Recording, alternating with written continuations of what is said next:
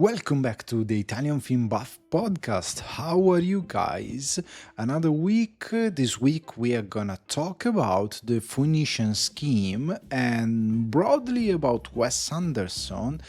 And if we have any Wes Anderson fatigue, that seems like it's something that it's happening, even between fans of Wes Anderson, and I'm one of them. But we're gonna dig into that later on because this week we had a couple of solid good news, or anyway news about David Lynch, the master, because he was working on something, he was cooking something, and we had news even before COVID kicked in about a new TV show that he was developing. It was called, at the beginning, the project was named as Wisteria, and it seems like Kyle MacLachlan was involved, and then came out after the death of David Lynch, came out that even Laura Dern and Naomi Watts were into the project. They were supposed to come back to work with David Lynch on Wisteria.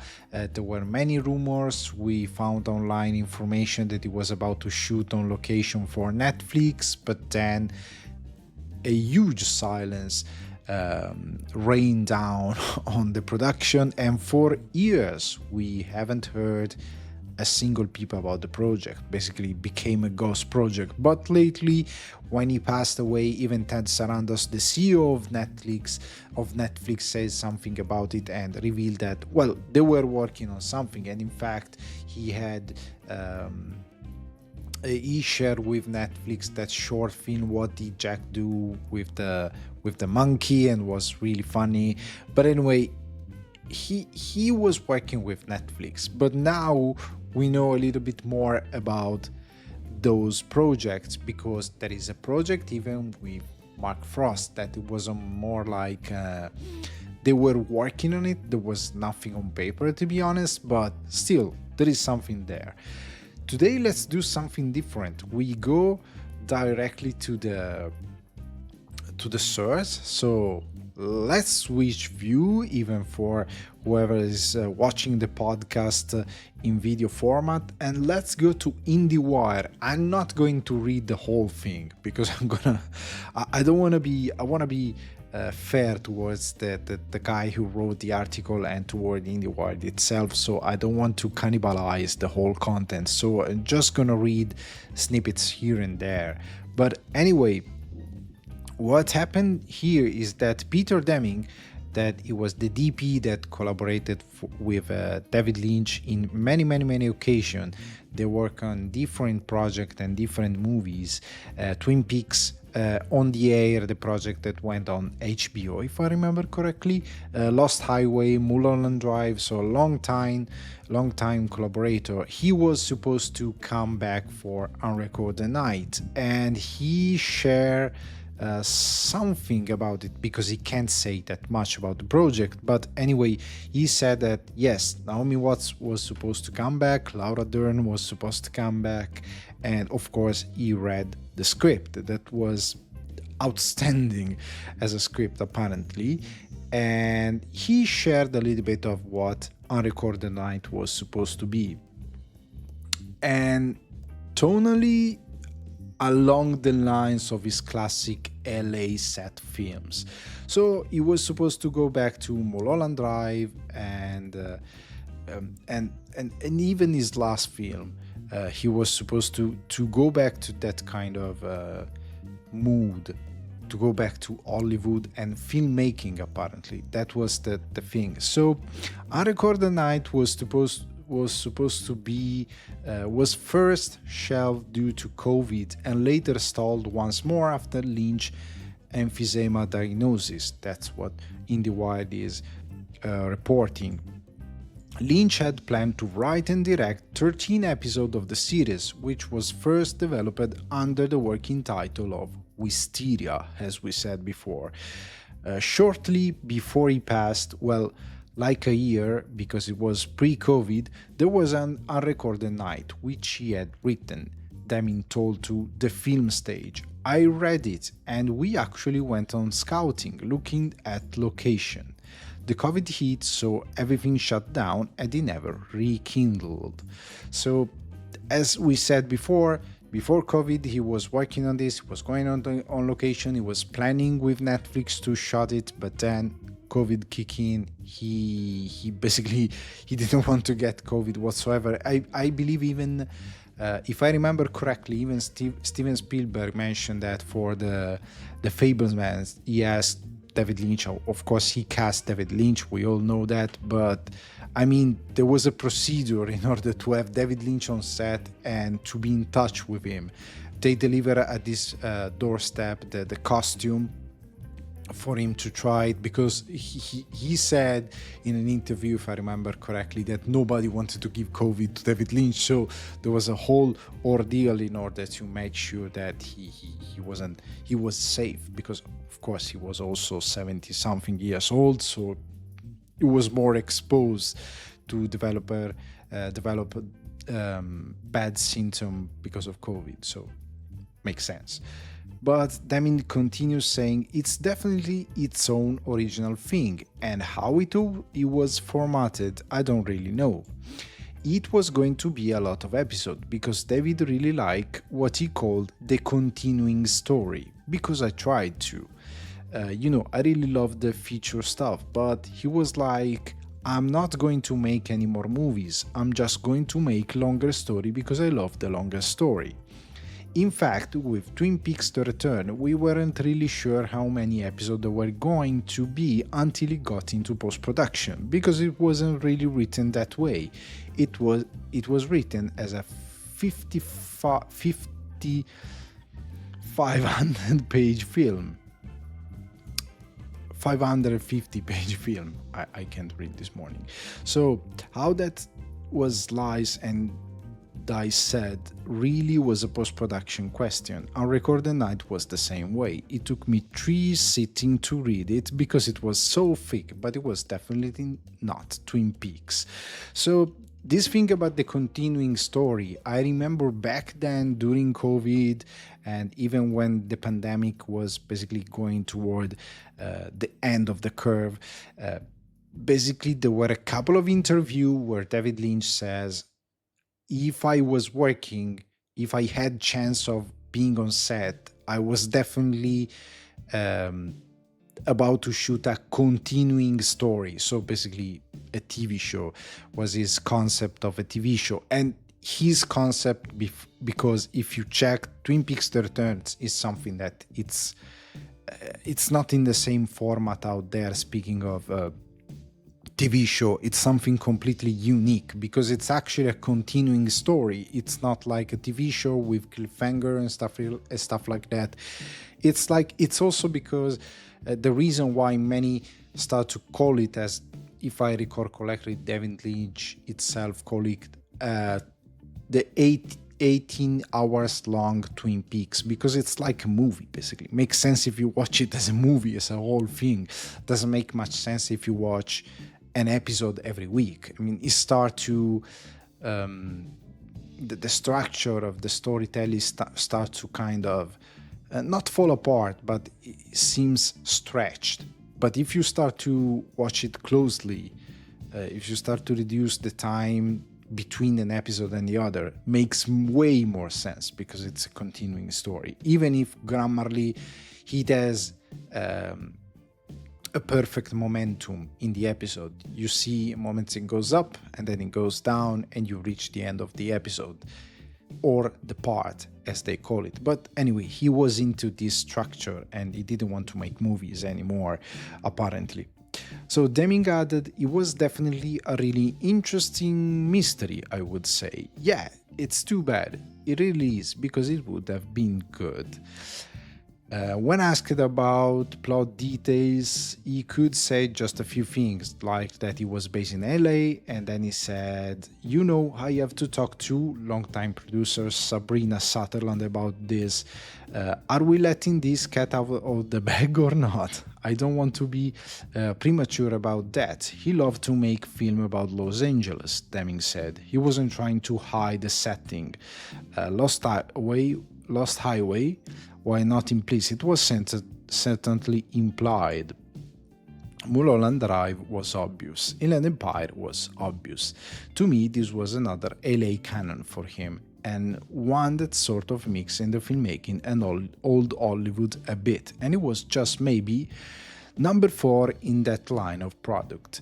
Well, then we had the whole Ted Sarando's thoughts about David Lynch and what he said about the fact that they were supposed to produce it, but between COVID and then his health concern became difficult to do it, and then he passed away, so it wasn't possible anymore to produce the TV show. But what I think the only thing can be done, it's something that they thought about it, because there is another interview with Jennifer Lynch, the daughter of David Lynch, and she's a director herself, and she's talking about with the Times about the fact that they can turn Unrecorded Night into a book, most likely a script book, like it happens many times. So there is a script and you just print it like a book, not in the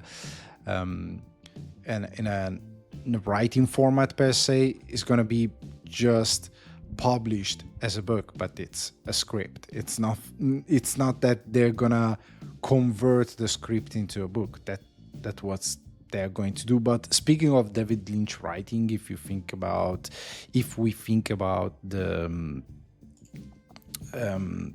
the way he writes script, it's very original. So it's going to be something that you haven't seen anywhere. And I don't know how much that can work, because if you check out the way he works on stuff, there are stuff on paper, and then there are stuff that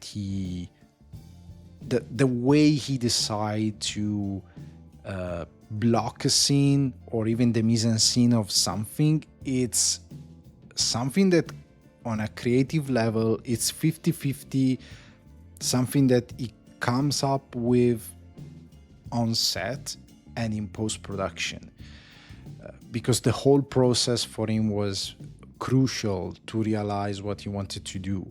So basically, I believe that reading the script of Unrecorded Night can be nice. It's something that as a fan I would like to do, to be honest. I would like to read the script, but I will never figure it out how it will translate into a TV show, because in the end the process is so structured and so complex and so unique that you will never figure it out how that will translate into a TV show, into visual, because it was his own thing, and it's basically impossible to understand how to figure it out how the final result would have been. You can just read the script and try to figure it out, because in other cases the scripts are more conventional and you can kind of imagine what it can be or what it would be. But with David Lynch, the language is so peculiar, and what it's on paper is just like an hint of what he will do later on, because for him the screenplay is like a roadmap of the story. But then when he goes on set, the translation of the script, that it's very as his own language compared to other screenplay, it's so unique in the way to translate into visual that basically can be anything. You will never figure it out how it will turn out. It's very unique. It's very different. As Peter Deming said himself, Twin Peaks: The Return screenplay was more than 500 pages long, and was even for Unrecorded Night, he said it was very thick. So maybe it's full of description, few dialogues, or maybe fewer description that gives something visual, but you will never figure it out how actually that will translate into visual. It's something very unconventional, the way he writes and the way then he produces. So I would like to read it, of course, but we will never know how that would have turned out for him. So Jennifer Lynch says, I was warned to secrecy, but yes, I'm sure Kyle MacLachlan would have been part of it. And Laura Dern and Naomi Watts, he loved to play with his friends, because basically they were supposed to come back for this project as well, and they were supposed to be part of it. So Jennifer Lynch added that despite being a filmmaker herself, Unrecorded Night will not be made by any of the Lynch children, and most likely not by any other director either. None of us ever tried to make his series in his place, she said. We are considering offering that as a published piece so that people can sit with his ideas. It would be very sad if people didn't get to see it. That as I said before, I share that thought, that feeling, that idea.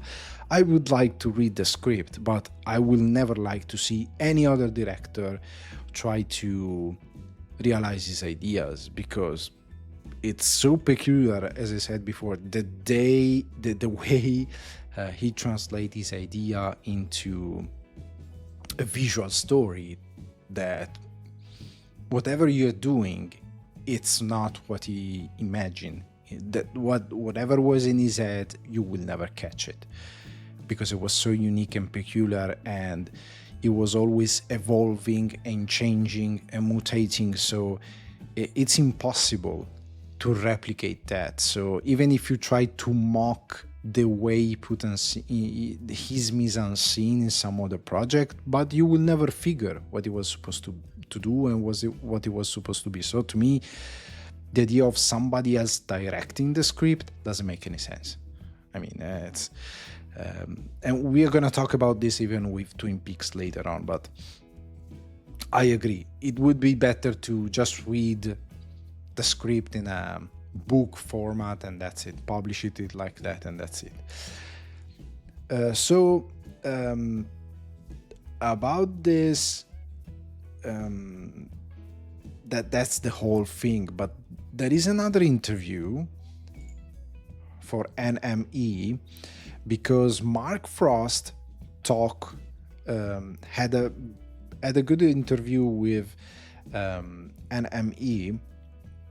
I'm not gonna read the whole thing because I don't want to butcher the content. I'm gonna leave the link in the description, so you can basically read it by yourself. But I want to just check out a couple of things about this. Lynch implied that he was interested in expanding the world of Twin Peaks via waitress Carrie Page. Were you talking about continuing the series? And this is Mark Frost. So he said, a little bit, yeah, we had a little bit of a recipe forming, nothing terribly formal, but it was in the wind. I felt there were uncertainties about his health, so I didn't press him on it, but nothing really stopped the flow of his creativity. I'm kind of the same way, so yeah, we'll see what happens. So the fact that he wanted to expand Twin Peaks beyond the main character, because the story is gone. I mean, the story is concluded, there's nothing else we can tell about the story. He was kind of pristine about that. He was cryptic like always, but he was like, that's the story, that's how it ends, that's it. But anyway, history taught us that every time Twin Peaks was made without David Lynch, we check season 2 for example, it was falling apart pretty hard, because it can't exist without David Lynch. And this can be said even more now. If you check Twin Peaks The Return, it's basically impossible to figure or to imagine a Twin Peaks that can be a follow-up of that TV show without David Lynch. I think it will be, I'm not gonna say bad per se, because of course maybe Mark Frost writes something interesting because he's a good writer. I believe I read the books, the Twin Peaks books, with the lore, the whole thing, that were written by Mark Frost, but many of those ideas were basically created in the writing room, in the writing process with David Lynch. So basically, the blueprint is David Lynch, and then Mark Frost basically came out with way more material, and then he managed to develop a book with a lore about Twin Peaks, and it's amazing. The book is fantastic. It's fantastic as a book because it's like a dossier, an FBI dossier. Both the books are like this, and they are amazing. And you should buy it if you are a big fan, and you should read it because they're amazing. But I don't think Mark Frost can write a follow-up that can be true to what Lynch has done with Twin Peaks: The Returns. He can write a spin-off, probably something related, and probably there are very talented directors out there who can manage to direct that script. I believe that can be done, but it would be something different, way different, and no one would be able to say, oh, this is something that it's in the line of David Lynch creativity. No, it's something completely different. So then he asked, can you say anything about what those tentative plans might have involved? It is something you can still see happening. His reply is, I mean, honestly, don't know yet. It's still kind of too soon, but it's something I get around to think about long and hard. And then, even if this is the end of Twin Peaks, at least it's bowed out with The Return, which has unsparing in its vision. You even turn David Bowie's character into a kettle. We were talking to David Bowie about coming back, and he wanted to do it. He obviously was battling serious health issue, and at a certain point he called us and said, I'm not going to be able to do it.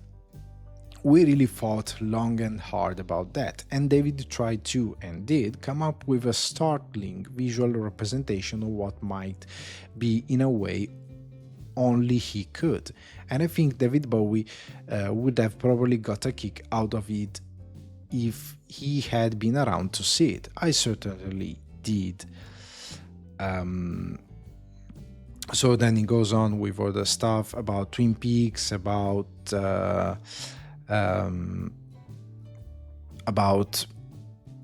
different messages that are in Twin Peaks that are very kind of forward and modern, but anyway, I'm gonna leave the link in the description so you can read it by yourself.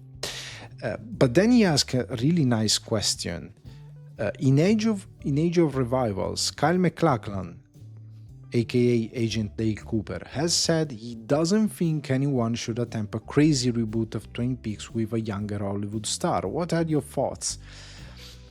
No one's come to me about it, and we own the property. But part of our strategy going in was this was a world we had created and owned, so nobody could exploit and destructive or stupid ways. We wanted to stay true to what we'd done and what will certainly be guiding principle going forward with whatever happens with the show or where it goes from here. We have set a standard that we have to hold ourselves to. Well, speaking of this, to be honest, I don't think it would be a good idea. I think if you want to destroy yourself and your reputation, try to remake Twin Peaks or reboot it. Try to do that. I think that to a certain degree, it can work. But it will never be probably as good as the original. Because the original was something that changed television forever, was something completely new, was something completely true to a certain degree, at least the first season and part of the second season, to the vision of an author like David Lynch. The Return is something, again, 26 years later, that was completely new for television, and still now nobody has achieved something similar in terms of moving the grammar of television and trying something that crazy And even storytelling wise, it's not, in a way that it's so compelling and so, um, there is so much mystery, and is gonna drag you into that world and absorb you, that no one on television, even with great productions and great budget, has ever reached that level of artistic, let's say, um, endeavor, artistic expression. I believe the only show that gets close to Twin Peaks for the way is capturing the audience attention, the level of craziness, it's probably Severance. But it's the only show on television that does that. But anyway, it's way, way more conventional. Twin Peaks has his own vibes, his own way of telling mystery and weird stories, and it's full of spiritual concepts that are far, far away from Christianity and stuff like that. It's full of Buddhism and concept about souls, good and bad, that are beyond let's say, the idea of Christianity and good and evil that we usually tell and represent. I mean, David Lynch at the end of the 80s, beginning on the 90s, he was talking about Zen meditation, Buddhism, and stuff that became more popular and more accepted in the culture just in the last couple of years, like in the last 10 to 15 years. But before, it was like shenanigans for most of the people. And he was creating a show based on that, and he create entire character based on that. The only thing they have seen getting close to Twin Peaks, speaking of recreating that kind of vibes, it's a video game, and it's Alan Wake, and it's very, very connected to Twin Peaks, and it's replicating many part of the formula. On television, nah. So I think it would be very bad to try to reboot or remake Twin Peaks in television, even if they have great budget. But you gotta find something that it's impossible to find. So an insane writer and a director and a DP that are able not to mimic David Lynch in the way he usually shots television, but to at least use a language of weird mystery and horror that it's, let's call it elevated cinema, or anyway a way of cinema that it's very artistic, that makes you feel weird, that makes you scared, that drives you way far from your comfort zone, speaking of mystery and storytelling. And I don't think that Hollywood has it right now. One of the main problem in Hollywood is that it's missing that level of creativity. So I think it would be a very, very bad idea to try to remake Twin Peaks. So let's enjoy the fact that it's coming on Mubi today. While I'm recording, it's on Mubi. So I'm gonna rewatch probably the first episode between today and tomorrow. I'm gonna rewatch the whole thing, to be honest. So anyway, I hope you liked this part dedicated to Unrecorded Night and Twin Peaks and David Lynch. But now we gotta talk about the Phoenician Scheme, the new film by Wes Anderson. And I'm gonna talk about a little bit the Wes Anderson fatigue, because I'm gonna be honest here, I like the Phoenician Scheme, but it took me a day to decide that I like it. But if I have to be honest, I'm kind of bipolar on it. So I like it, but I have many thoughts about it. So the movie tells the story of this international businessman, Zaza Corda, and played by Benicio del Toro, and the fact that basically someone is trying to kill him constantly, and there is even this international board that is trying to stop him, because basically here Wes Anderson, in his kind of in his own way, telling a story that it's in a moment in time that doesn't make any sense. It's his timeline, his world is completely something that it's part of Wes Anderson world, doesn't stick in any part of our reality. But anyway, in his way, he's talking about those new millionaire or billionaire that they do whatever they want without consequences, and they basically became kind of a sort of legalized criminals in this real world where they do whatever they like, they hardly suffer the consequences. And in all of this, basically, he's trying to reconnect with his daughter, and he's trying to find a way to realize his last huge project, and in the process he kind of find himself. And it's a movie about, what I loved about the movie, it's a movie that you see those three characters that are Benicio del Toro, Mia Trapelton, and Michael Cera. They are all amazing in the movie. And what I loved about the Phoenician Scheme is that on three different levels, those characters are someone that they don't like to be. They are basically, they have a life that they don't actually like, that they embrace because of, I don't know, consequences in life out of their control. But they kind of refuse to embrace who they really are. So basically they are trying to look to the road to happiness. All of them, they're gonna change during the movie. The Benicio del Toro daughter, she became she's about to be a nun because he left her in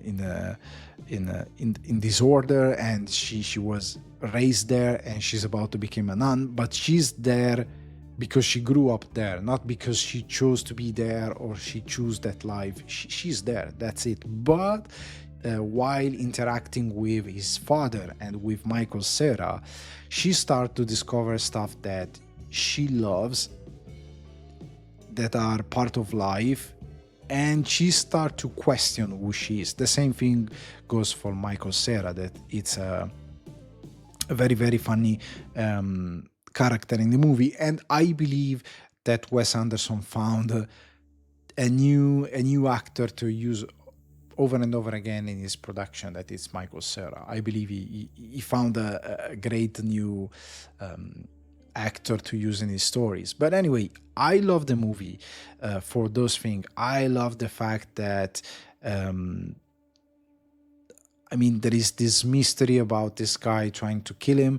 I like the Benicio del Toro character is this basically unredeemable in a way kind of character, is unstoppable, and at the same time he's trying to deny what's happening around him, but he's trying to fight hard to find himself, to realize this last project, and to do it following his own ways, and his own ways are crazy.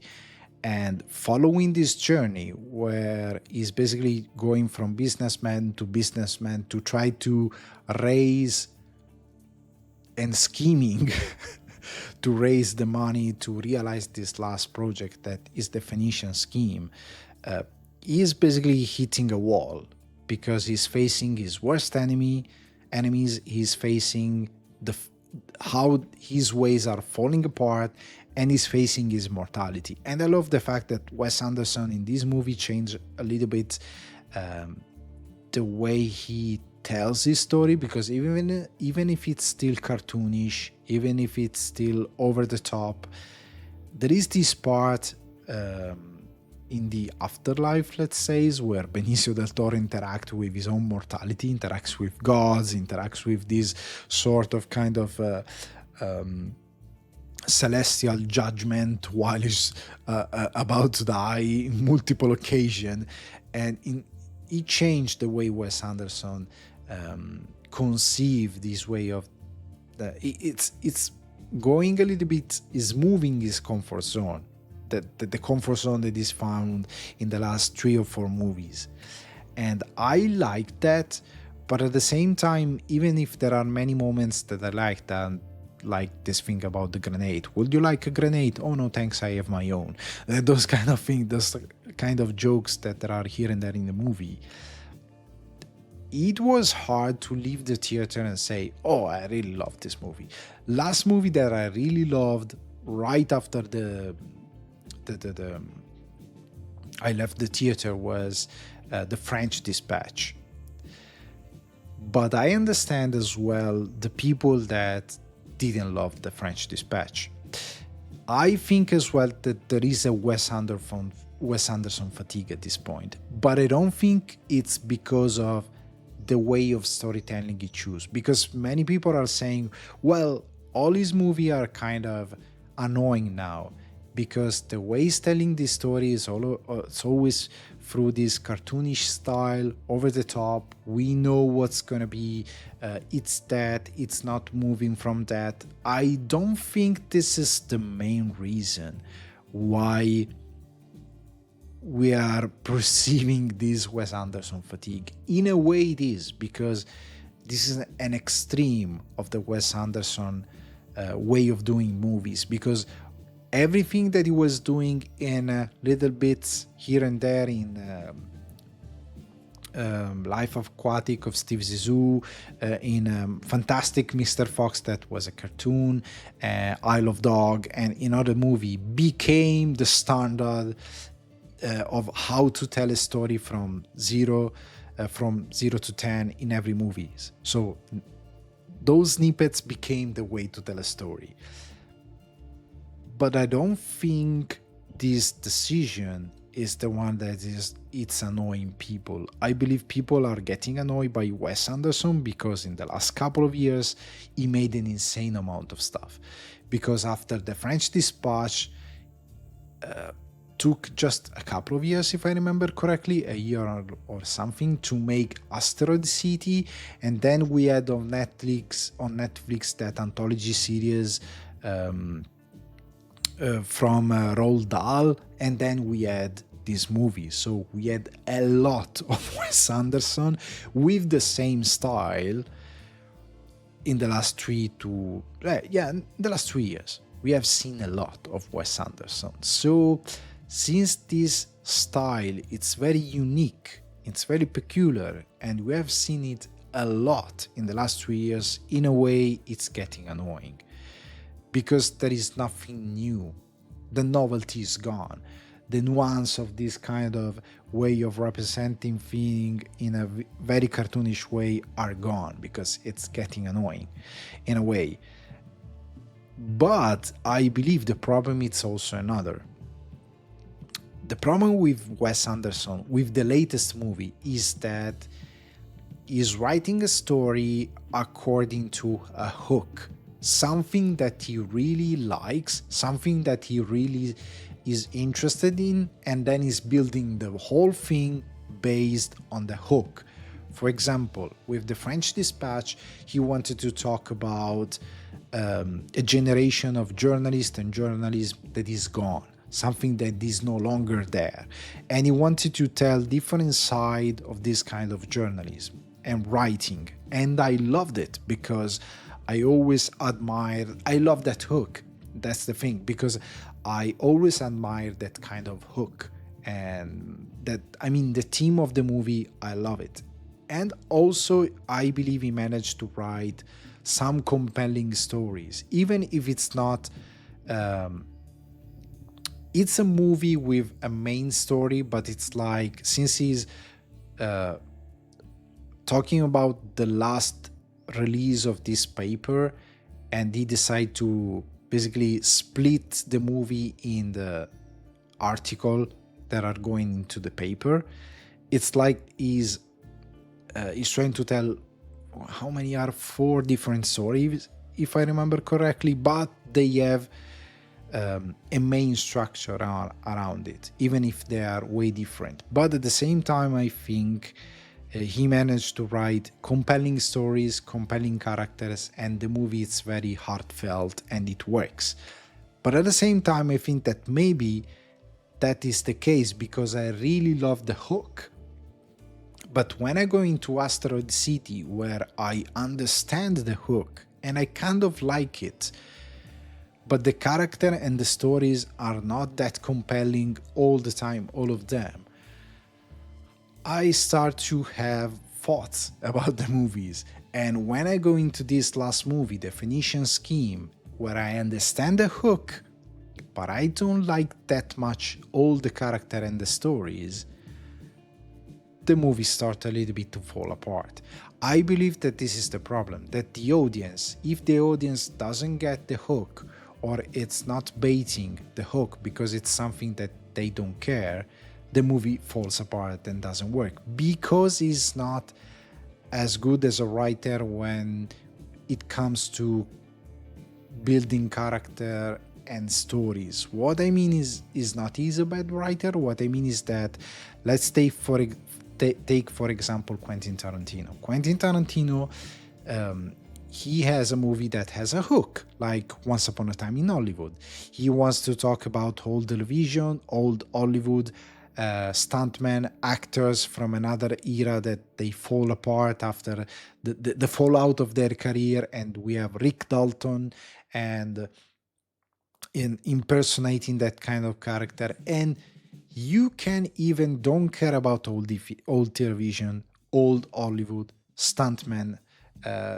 You probably maybe are way far away from that kind of moment in time of television and cinema, and you maybe don't even know who Charles Manson is and the Manson family, the whole thing. You maybe don't know that, but the story and the character are so compelling that even if you don't care about the hook, you're gonna enjoy the movie anyway, because the movie is so good, the character is so good, and the way it's shot, the way it moves forward is so compelling that most likely after the movie you want to know everything about that period in time of Hollywood. You want to know everything about Manson family and what happened there. You want to know everything because it's compelling. Wes Anderson instead, I think, is not able to build around the hook so well that you leave the movie with that kind of feeling about whatever he was trying to tell you. You're like, oh, okay, science fiction, the 50s, nuclear experiment in the middle of the desert. I don't care that much. Journalism, maybe I don't care that much about that class of journalist and adventurous journalism. I don't care that much, maybe. And so the movie is whatever. Or this final hook, well, I don't care that much about this narrative about millionaire and billionaire and how much they kind of lose themselves in this search for power and money or whatever. You don't care, maybe. And since the story is not that universal and heartfelt, kind of loses audience. Plus, it has this very peculiar mise-en-scene that is cartoonish and whatever, so people are losing interest in it. I believe this is the main problem. I believe also that, for example, the problem is also not just that the hook is not working, but the theme in the movie are not that universal. He's not able to write something in the movie that is tied to that hook and that is universal for the audience. So if you have a look at his previous movies, you can understand that Moonrise Kingdom, Grand Budapest Hotel, even Rushmore or the Darjeeling Limited, they are all movies about family, love, and other themes that are very universal. So you, even without a specific hook, the movie works, and it works very well.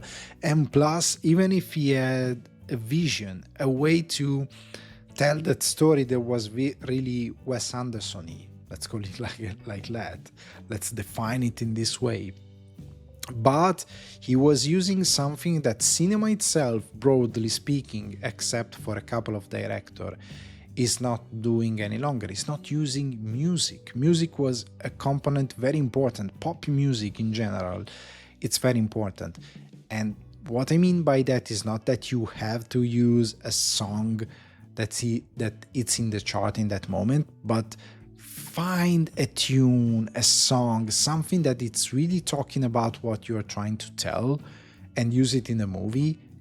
And in history of cinema, there are songs that became great. Even if you watch television, Stranger Things, songs that were in the chart in the 80s that then came back in the chart because they are so well connected to what they are talking, to what the show is trying to say, that they work so well that the audience respond to that. This is something that is missing as well in Wes Anderson. The universe, the way the theme are not universal anymore, and as well the fact that he's not using any more music in the same way that he used to do it before. And so you're losing the audience left and right, basically. There is no hook for the audience, for the general audience. There is just that hook, the main hook that builds the whole thing. But if the whole thing doesn't work because the characters are not that compelling, the stories are not that universal, there is even nothing that can, on a pop level, try to communicate something with the audience, it's really hard to find an audience that is going to like and love the story and the movie you are trying to push out there in the movie theaters. Because if you think about, for example, Garden State by Zach Braff, that movie was insane also, and defined a generation also thanks to his soundtrack. So basically, the soundtrack was fantastic. I think he won an award as well because it was everywhere. And he's really connected to what he's trying to say in the movie, and that's why it works, and that's why it's a mixtape that it's amazing. It's a mood for the movie, for after the movie, for something that you're gonna keep with you forever. And I think seriously that Wes Anderson is losing all this part, and what's left is the hook and its way of telling a story. And I believe that that's not enough. So I really hope he's gonna take a break. I really hope he's gonna take at least a couple of years to think about his next project, and he's gonna find something in writing at least that it's way more compelling and interesting. I hope he's gonna build better character, because at some point, even in these movies, the last few movies like Asteroid City and the Phoenician Scheme, the characters start to blend. They feels like pretty much all the same, except for in this movie for the three main characters, but they are all kind of the same person. I believe he needs to take a break, think a little bit about his writing, his storytelling, and probably move away from this cartoonish way to tell his stories. Not completely, but to go back to something that can still be interesting in a way, and that can have little bits of creativity and ingenious way of put a story in motion that is very connecting to his voice. But I hope it's not going to keep pushing forward and keep pushing with this cartoonish over-the-top kind of directing, because I think we're getting tired of it, because it's a parody of himself. He's becoming a shadow of himself. He's kind of becoming a meme of his own cinema. So I believe it has to move a little bit forward, or at least go back to move forward. Sometimes he do that. Even David Lynch, if you check his last movie, or even Twin Peaks The Returns, you can see that he went back to Eraserhead, took something from that moment in time, his artistic endeavor and voice, and then he bring it into the future, and he melt two way of storytelling, something from the Inland Empire, Mulholland Drive, and Eraserhead all together with Twin Peaks, and he created a new language. and it's something that you haven't seen before. You have seen parts of it, but they are all blend together and turn into something new. I think that Wes Anderson needs to do that, to go back, mix up stuff, and then come out with something new. So anyway, those are my thoughts on the Phoenician Scheme. Let me think what you think about Wes Anderson, what you think about Unrecorded Night, and share the podcast, vote the podcast. There are the little stars, the bell, so you receive the notification when a new episode is out, and see you next time. Bye bye.